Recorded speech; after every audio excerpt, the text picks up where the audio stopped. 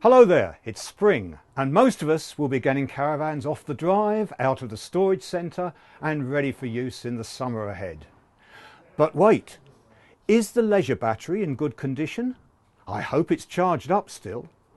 Now let's suppose that we're going to change the leisure battery for a new one, or we've perhaps taken it to the garage, we've got it charged and we're bringing it back to reinstall in our caravan. Stage one is to switch off the hold power.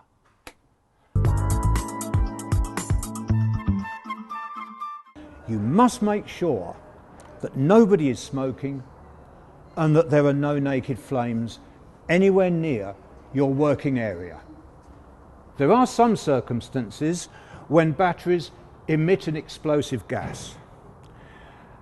And whilst this battery is one that's totally sealed, many batteries out there come with a little relief vent which is clipped into the side,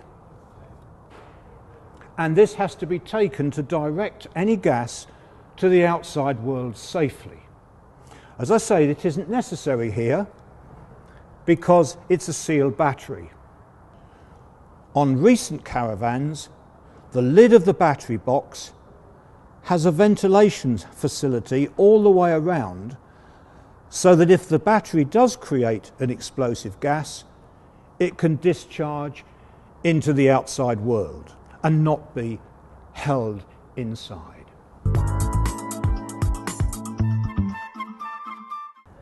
Recent caravans are equipped with a battery tray in the compartment. This is a safety element and it helps to take this out first of all before you prepare the battery to go in to the compartment itself.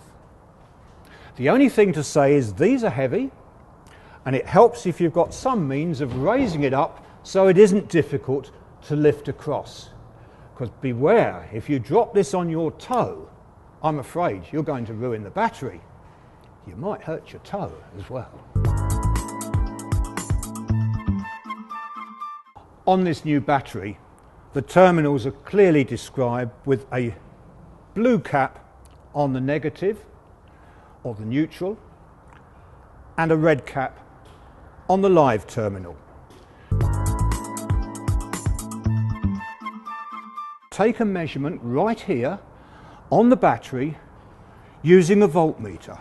We put the red onto the red terminal, we put the black onto the negative terminal, and now we look at the digital readout, and if it's fully charged right up to the brim, it should read 12.7 volts.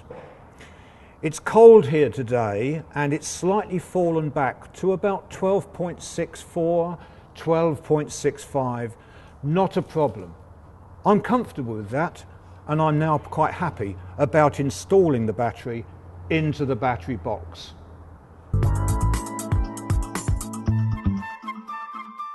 So here we are ready to couple up the battery, spanner ready in hand. It helps if you put a little bit of grease on the terminals, just a light bit with your finger, and it's a convention that comes through from fitting car batteries that you normally start with the positive connection first. Ease it down carefully, it's seated nicely, and it's ready for tightening up. Typically, it's a 12mm spanner that you need for this.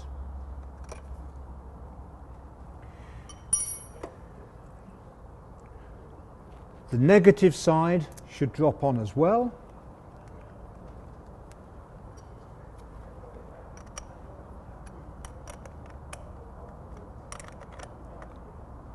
Don't over tighten, but of course it mustn't rotate or be loose.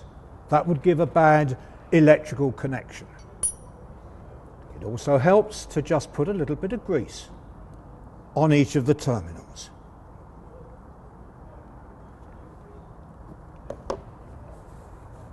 And finally, there are safety covers that you need to maneuver and just pull over the top so that electrically speaking, that is now safe and it's well protected.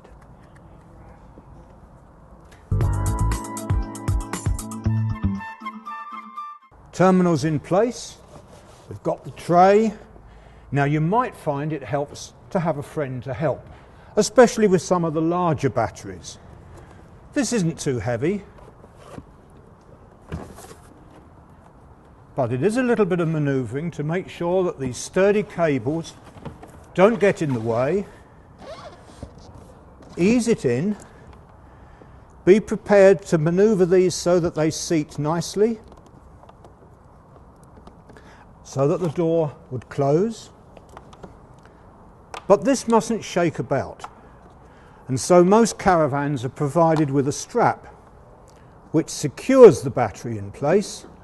You will notice that this battery is fairly small for the battery box. We could fit a bigger one, but this would suit the needs of this caravan, and we've left a space here. It's a good idea to fill this up with a sponge or perhaps a towel or something sufficient to wedge in there so that in the pitch of toss, when you're towing the van, it doesn't start sliding about, because that could damage the battery, but it could also damage the fabric of the caravan. So there we have it. The job is done. The door is ready to close. Push it into position, turn the key, and we're ready to go. If you did have any problems with this, or you found it difficult to do, don't hesitate to call your local dealer, who will be delighted to give you assistance.